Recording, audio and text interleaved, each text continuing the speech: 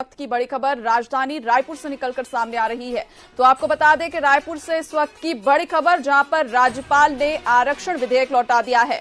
आपको बता दें, पिछले कई दिनों से आरक्षण विधेयक को लटका कर रखा गया था और अब राज्यपाल ने इसे वापस कर दिया, लौटा दिया है। विधानसभा से पारित विधेयक को राज्यपाल ने लौटा दिया है।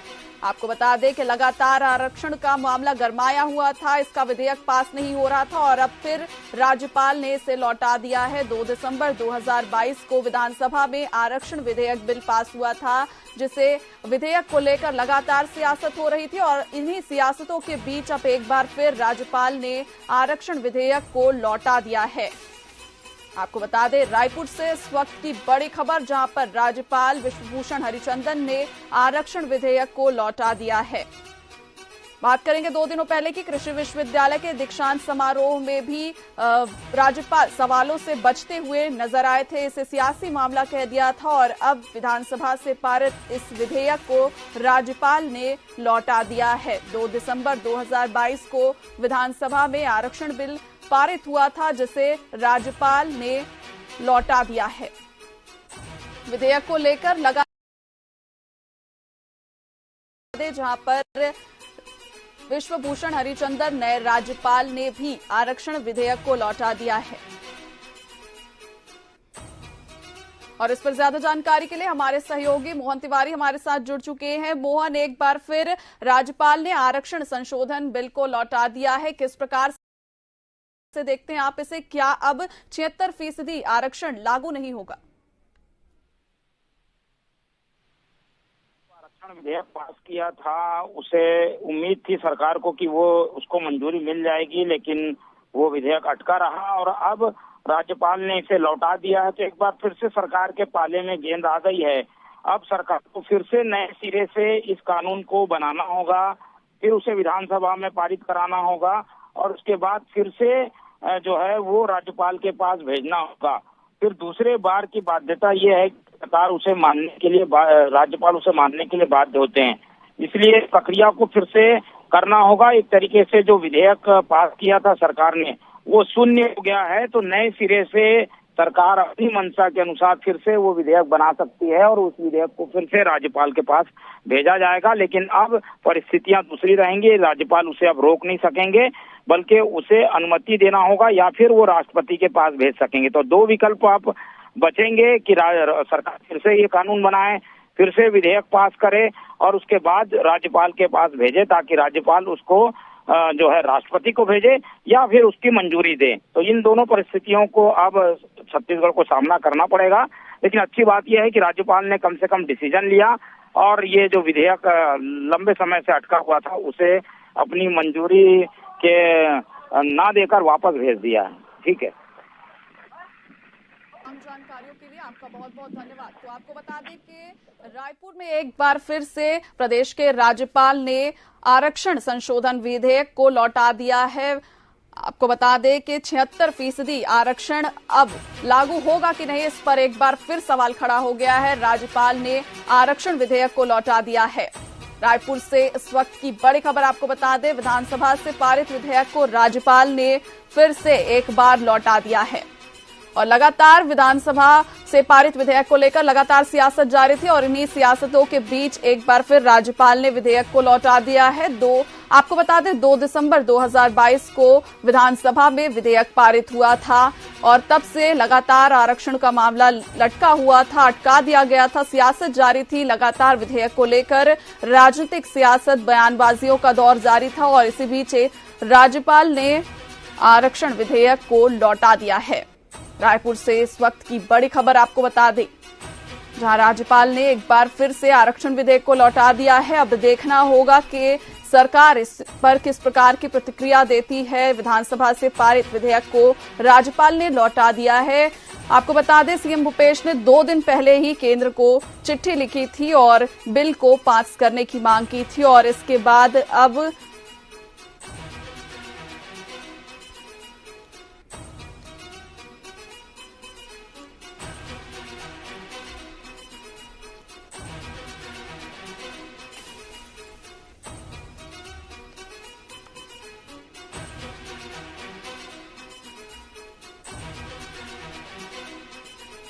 तो आपको बता दें कि राज्यपाल ने आरक्षण विधेयक को लौटा दिया है। विधानसभा से पारित विधेयक को राज्यपाल ने लौटा दिया है और इसे लेकर लगातार सियासत जारी थी और इसी बीच अब राज्यपाल ने आरक्षण विधेयक को लौटा दिया है। आपको बता दें 2 दिसंबर 2022 को विधेयक विधानसभा में पारित हुआ था और तब से लगातार आरक्षण बिल को लेकर मामला अटका हुआ था और लगातार इस पर सियासत हो रही थी, राजनीतिक बयानबाजी भी देखने को मिल रही थी और अब राज्यपाल ने इस विधेयक को लौटा दिया है। अब आगे देखना होगा इस पर किस प्रकार की प्रतिक्रिया सरकार की होती है और आगे क्या कुछ किया जाएगा।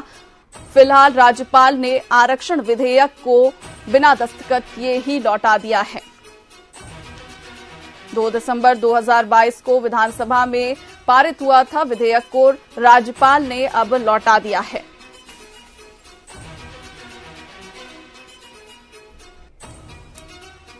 दो दिसंबर 2022 को विधानसभा में आरक्षण विधेयक पास हुआ था और अब इसे राज्यपाल ने लौटा दिया है और इस पर चर्चा के लिए हमारे साथ बीजेपी के पूर्व विधायक श्रीचंद सुंदरानी जी जुड़ चुके हैं। श्रीचंद जी, आपका बहुत बहुत स्वागत है टीवी 24 में। राज्यपाल ने आरक्षण बिल को एक बार फिर से लौटा दिया है, इसे आप किस प्रकार से देखते हैं?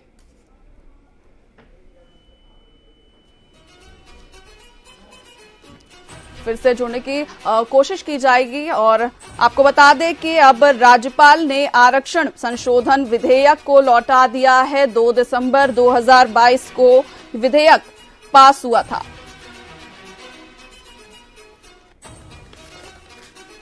तो आपको बता दें विधेयक को लेकर लगातार सियासत हो रही थी, राजनीतिक सियासत हो रही थी, बयानबाजियों का दौर चल रहा था, लगातार आरोप प्रत्यारोप का दौर भी देखा जा रहा था और इसी बीच राज्यपाल ने आरक्षण संशोधन विधेयक को लौटा दिया है।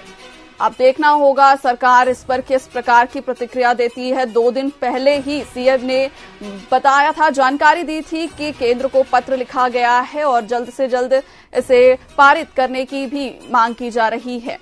और इस पर चर्चा के लिए हमारे साथ बीजेपी के पूर्व विधायक श्रीचंद सुंदरानी जुड़ चुके हैं। श्रीचंद जी, आपका बहुत बहुत स्वागत है टीवी 24 में। राज्यपाल ने आरक्षण संशोधन विधेयक को लौटा दिया है, इसे आप किस प्रकार से देखते हैं? क्या अब 76% आरक्षण लागू नहीं हो पाएगा? नहीं, ये राजस्थान की छत्तीसगढ़। श्रीचंद जी, छत्तीसगढ़ के राज्यपाल ने एक बार फिर आरक्षण संशोधन विधेयक को लौटा दिया है और लगातार इस पर सियासत भी जारी थी। कांग्रेस लगातार बीजेपी पर आरोप लगा रही थी, तो क्या अब 76% आरक्षण लागू नहीं होगा? इसे आप किस प्रकार से देखते हैं? नहीं, निश्चित रूप से राज्यपाल ने अपने अधिकार का उपयोग किया है। उनके पास या तो वो बिल पे हस्ताक्षर करते या पेंडिंग रखते या लौटा देते। अब ये पुनः गेंद भूपेश बघेल जी के पाले में आई है। वो अगर दोबारा इसी बिल को राज्यपाल के पास भेजेंगे तो नियमों के तहत संभवतः राज्यपाल जी हस्ताक्षर करेंगे तो लागू हो जाएगा। जी बिल्कुल श्रीचंद जी, पर सीएम ने 2 दिनों पहले ही कहा है कि बीजेपी इस बिल को प्रस्तावित नहीं होने देना चाहते, इसे पारित नहीं होने देना चाहती, तो उनके इस बयान को आप किस प्रकार से देखते हैं? देखिए सारिका जी, ये तो मुख्यमंत्री के पास कोई काम बचा नहीं है। वो सिर्फ बीजेपी के सरकार के ऊपर आरोप लगाएं, विपक्ष के ऊपर आरोप लगाने के अलावा मोदी जी को कटघरे में खड़ा करना, भाजपा को कटघरे में खड़ा करना, गवर्नर तक को भी, संवैधानिक पदों पर बैठे लोगों को भी इन्होंने बख्शा नहीं है। तो इनके पास कोई काम रहा नहीं, हमेशा ही आरोप लगाने का काम करते हैं, खुद गंभीर रहते नहीं है। पिछली बार भी 58% का जो आरक्षण डॉक्टर रमन सिंह जी के 2011 से लागू था, वो मामला अदालत में था। अगर गंभीरता अदालत में दिखाते तो शायद वो निरस्त होता ही नहीं, लेकिन अब 76% का आरक्षण लाया है इन्होंने, तो निश्चित रूप से 76% का सुप्रीम कोर्ट का रूलिंग नहीं है। उसके बाद भी अगर भूपेश बघेल जी को ने लाया तो भारतीय जनता पार्टी ने तो समर्थन दिया, विधानसभा में सर्वसम्मति से पारित कराया, हमने कहीं रुकावट नहीं बने। ये हमेशा भारतीय जनता पार्टी को कट गया। हम भी चाहते हैं कि छत्तीसगढ़ में आरक्षण लागू हो, पिछड़ा वर्ग को भी मिले, आदिवासी वर्ग को मिले, अनुसूचित जाति जनजाति सभी को मिले। जी बिल्कुल श्रीचंद जी, लेकिन कांग्रेस लगातार कहती है कि बीजेपी आरक्षण बिल के खिलाफ है, बीजेपी का भी इसमें हाथ है और राज्यपाल और बीजेपी को लगातार सियासत में जोड़ती हुई नजर आती है। तो इस पर आप किस प्रकार से प्रतिक्रिया देंगे, कैसे देखते हैं इन चीजों को? सारिका जी, अगर भारतीय जनता पार्टी नहीं चाहती तो विधानसभा में सर्वसम्मति से बिल पारित ही नहीं होता।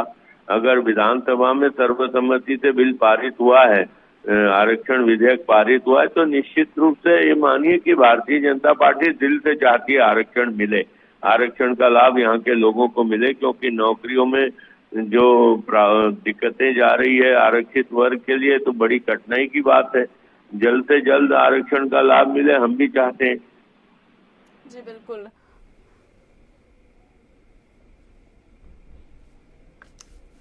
हेलो। हाँ जी जी, हेलो। और हमारे साथ इस पर चर्चा के लिए कांग्रेस के प्रवक्ता अजय गंगवानी जुड़ चुके हैं। अजय जी, आपका बहुत बहुत स्वागत है टीवी 24 में। आपसे जानना चाहेंगे कि राज्यपाल ने आरक्षण बिल को फिर से लौटा दिया है, क्या कुछ प्रतिक्रिया आपकी, कैसे देखते हैं इस पूरे मामले को? सारिका जी, देखिए, कहीं ना कहीं लगातार जिस प्रकार से राजभवन के बैकडोर से आज कहीं ना कहीं एकाध परिसर में बैठ के भारतीय जनता पार्टी के नेता आरक्षण संशोधन विधेयक छत्तीसगढ़ में लागू न हो सके, इसके लिए जो साजिश और षड्यंत्र कर रहे हैं, ये पूरे छत्तीसगढ़ की जनता और आदिवासी वर्ग बहुत अच्छे से समझ रहा है। इनका दोहरा चित्र देखिए, अभी श्रीचंद सोनाली एक बात कर रहे थे कि सर्वसम्मति से विधेयक पारित हुआ। मैं खुद कह रहा हूँ, 3.25 करोड़ जनसंख्या की जो प्रतिनिधित्व कर रहे हैं 90 विधायक, उन्होंने सर्वसम्मति से पारित किया। परंतु देखिए, वहां दोहरा चित्र देखिए, आज बैकडोर से, आज राजभवन के माध्यम से लगातार आरक्षण संशोधन को बाधित करने का दुष्प्रयास कर रही है। एक छोटा सा उदाहरण दे दूं, कर्नाटक में यही आरक्षण संशोधन विधेयक, क्योंकि भारतीय जनता पार्टी की सरकार है, तुरंत हस्ताक्षर करके पारित कर देते हैं। परंतु छत्तीसगढ़, जहां कांग्रेस की सरकार है, 7 माह के बाद चुनाव होने वाले हैं, ये जानते हैं कि अगर आरक्षण संशोधन विधेयक पर राजभवन हस्ताक्षर कर देता है, उसका सीधा सीधा फायदा कांग्रेस सरकार को मिलेगा। तो ये अपने व्यक्तिगत स्वार्थ के लिए जिस प्रकार से आरक्षण संशोधन को लटकाया जा रहा है, ये राजभवन की गरिमा के विपरीत है, जनता के मूल भावना के विपरीत है। लोकतंत्र में जो शोषित और वंचित वर्ग को उनका अधिकार दिया जाना चाहिए, समानता उसका अधिकार है, उसको रोकने का जो दुष्प्रयास कर रहे हैं वो आपत्तिजनक है। दूसरी बात, संविधान के आर्टिकल 200 में ये इस बात का स्पष्ट प्रावधान है कि कोई भी विधेयक सर्वसम्मति से पारित होकर पहुंच रहा है तो राजभवन को क्या प्रक्रिया अपनानी है। आज आर्टिकल 200 में स्पष्ट है, या तो आप विधेयक को लौटाइए, या तो आप उससे कोई आपत्ति हो तो प्रश्न के साथ विधानसभा को लौटाइए, या राष्ट्रपति को अभिमत के लिए भेजिए। यहाँ लगातार जिस प्रकार से संवैधानिक प्रक्रिया को पालन भी नहीं किया जा रहा है। हमने 10 सवाल पूछे, हमने 10 सवाल का जवाब दिया। आज 5 महीने से ज्यादा हो गया है, आज नौकरियों में जो भर्तियां हैं युवाओं की, सब में लगातार उससे रोक लगी हुई है, जिसका परिणाम है कि आज व्यक्तिगत स्वार्थ के लिए, अपने राजनीतिक रोटी सेकने के लिए कि कांग्रेस पार्टी को फायदा न मिले, आज शोषित वंचित वर्ग को अधिकार को रोकने की सारी षड्यंत्र कर रहे हैं। यही नतीजा है कि बस्तर की 12 के बाद सीटें, सरगुजा की 13, 29 में से 27 आदिवासी सीटों पर कांग्रेस का कब्जा है। तो आने वाले चुनाव में इनको खतरा है कि आदिवासी वर्ग को उनका अधिकार मिल जाएगा, उनको उसका 32% आरक्षण मिल जाएगा, तो इनको नुकसान होगा चुनाव में। क्या व्यक्तिगत स्वार्थ के लिए इस प्रकार से आरक्षण संशोधन को बाधित करना क्या उचित है? ये दोहरा चित्र क्यों है? दूसरी बात, विधानसभा की बात कर रहे थे, वहां पर भी इन्होंने तमाशा किया, वहां पे गहमा गहमी की गई, वहां पे हाथापाई की गई, वहां भी इनको बाधित करने का प्रयास किया गया। दूसरी बात, माननीय मुख्यमंत्री भूपेश बघेल जी ने पत्र लिखकर स्पष्ट कहा है कि भैया इसको नवीन सूची में शामिल करिए। अगर नवीन सूची में शामिल हो जाएगा तो किसी भी न्यायालय में उसको चुनौती नहीं जा सकती। यहाँ भारतीय जनता पार्टी के प्रवक्ता श्रीचंद जी बैठे हैं, इनके 9 सांसद हैं, इनके राष्ट्रीय उपाध्यक्ष हैं, केंद्रीय मंत्री है। अगर नैतिक साहस है तो चलिए हमारे साथ नवीन सूची में शामिल करिए आरक्षण संशोधन को, तब छत्तीसगढ़ की जनता जान जाएगी कि दूध का दूध पानी हो जाएगा। आप आदिवासी दिवस के दिन आदिवासी प्रदेश अध्यक्ष विष्णुदास को पत्ते हटा देते हैं। क्या आदिवासी वर्ग के प्रति क्या सोच, क्या नजरिया है, ये छत्तीसगढ़ आदिवासी वर्ग समझता है? आप लगातार 15 सालों तक आदिवासी वर्ग से वादा खिलाफी करते रहे। अब ये राजनीति करना बंद करें। ऐसे बहुत से मुद्दे आपको मिलेंगे जिससे आप राजनीति कर सके, लेकिन व्यक्तिगत राजनीति के लिए शोषित और वंचित वर्ग को अधिकार देने का प्रयास जो कांग्रेस पार्टी कर रही है, उसको जो रोकने की साजिश एकाध में से बैठ के आप लोग कर रहे हैं, वो आपत्तिजनक है। सारिका जी, श्रीचंद जी, कांग्रेस आरोप लगा रही है कि लोगों के अधिकार को रोकने का, छीनने का आरोप लगा रही है, क्या कुछ कहना चाहेंगे? राजनीति का भी आरोप है। देखिए सारिका जी, भारतीय जनता पार्टी ऐसे मुद्दों पे राजनीति नहीं करती। भारतीय जनता पार्टी का स्पष्ट मानना है कि आरक्षित वर्ग को आरक्षण का लाभ मिलना चाहिए, इसमें कोई संदेह नहीं है। ये बात कितनी भी कर लें, गवर्नर हाउस को भी ये एकात्म परिषद से चलाने की बात कर लें, क्योंकि इनको विश्वास ही नहीं है। ये संवैधानिक संस्थाओं पर भी उंगली उठाने का काम करते हैं। जहां तक भारतीय जनता पार्टी की स्पष्ट राय है, ये तो भूपेश बघेल दिखावे के लिए करते हैं। एक तरफ वो आरक्षण बिल पास करवाते हैं, दूसरी तरफ वो खुद ही के निगम मंडल के अध्यक्ष द्वारा जाके कोर्ट में मामला दर्ज करवा के स्थगन करवाते हैं। ये तो आचरण है इनका। 2011 से डॉक्टर रमन सिंह जी आरक्षण का लाभ दे रहे थे, 2011 से आरक्षण का लाभ मिल रहा था। अचानक इनकी 4.5 साल से इनकी सरकार है, अदालत में इन्होंने केस नहीं लड़ा, क्योंकि ये सिर्फ आरक्षण देने का दिखावा करना चाहते हैं।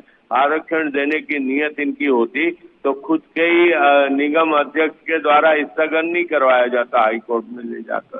तो ये इनका दोहरा चरित्र है। भारतीय जनता पार्टी को इनके प्रमाण पत्र की जरूरत नहीं है।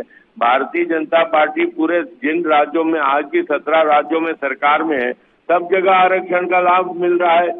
ये छत्तीसगढ़ ही है जो सिर्फ भारतीय जनता पार्टी पे आरोप लगाते हैं मुख्यमंत्री। और जी सुंदरानी जी, आप बने रहिए हमारे साथ।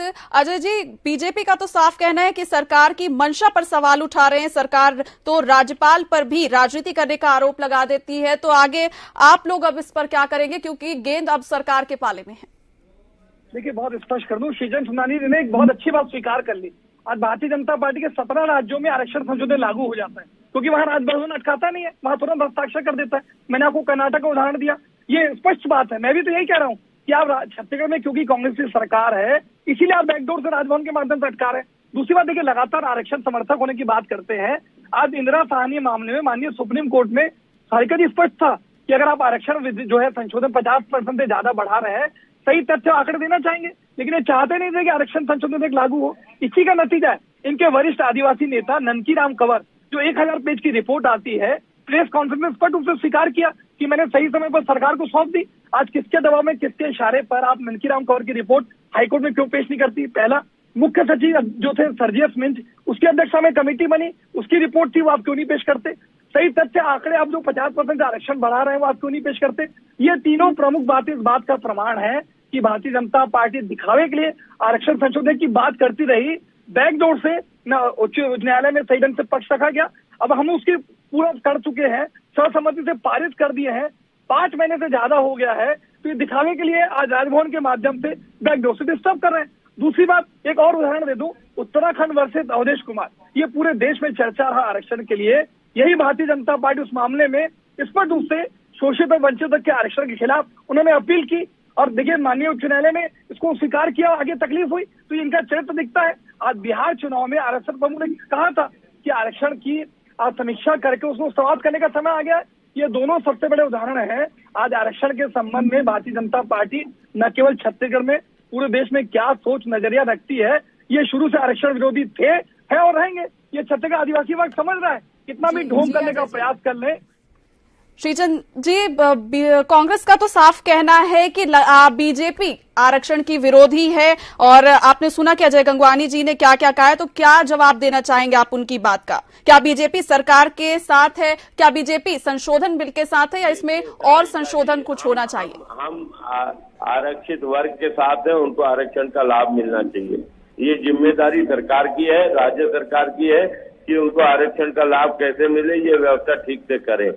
जहां तक भारतीय जनता पार्टी केंद्र में सरकार है, 17 राज्यों में सरकार है, कहीं पे भी आरक्षण का लाभ न मिले ऐसा कोई प्रयास हमारा नहीं रहा, बल्कि आरक्षण का लाभ ज्यादा से ज्यादा मिले, यही हमारा प्रयास रहा। ये बार बार भारतीय जनता पार्टी पे आरोप लगाते हैं और इनके प्रमाण पत्र की हमको जरूरत नहीं है। यहाँ का आदिवासी और सभी आरक्षित वर्ग यहाँ का जानता है कि भारतीय जनता पार्टी जो कहती है वो करती है। मोदी जी का हमेशा पिछड़ा वर्ग हो या आदिवासी वर्ग हो या एसटी वर्ग हो, सभी वर्गों के प्रति पूरा सम्मान है।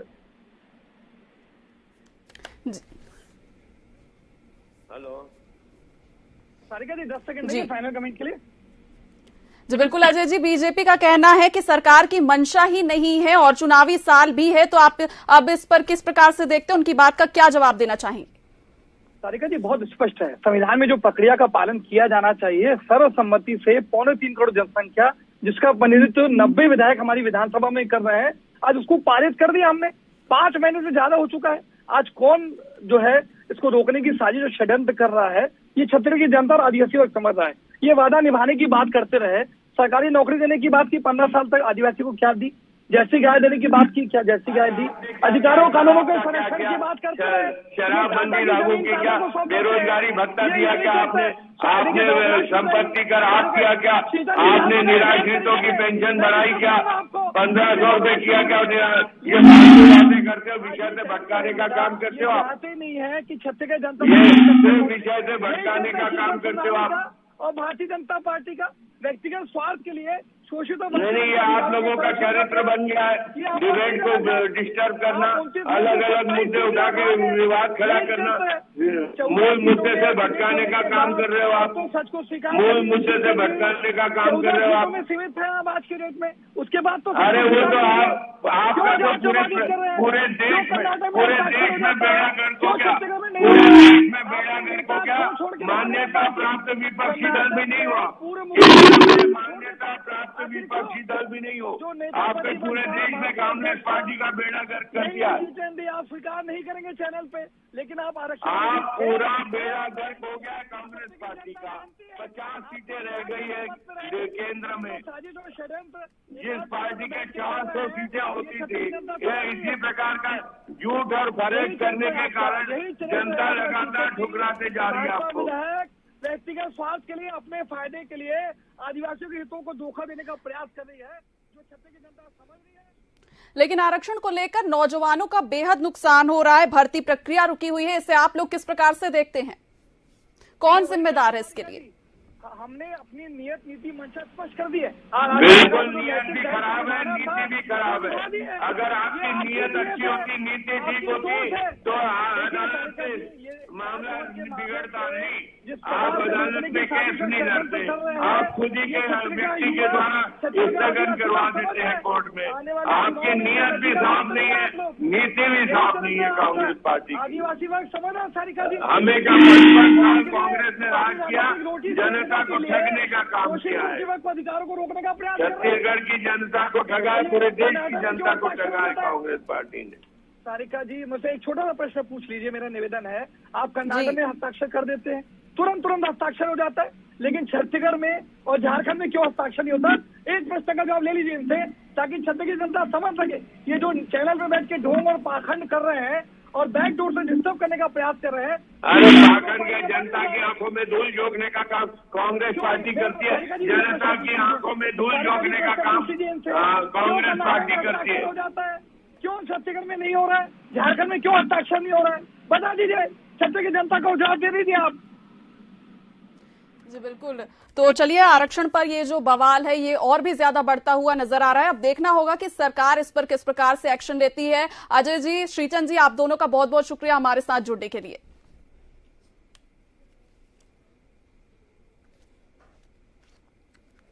तो आपको बता दें कि राज्यपाल ने आरक्षण संशोधन बिल को अब लौटा दिया है, जिसे लेकर अब देखना होगा कि आगे सरकार किस प्रकार से प्रतिक्रिया देती है और बयानबाजियों का दौर अब कहां तक पहुंचता है।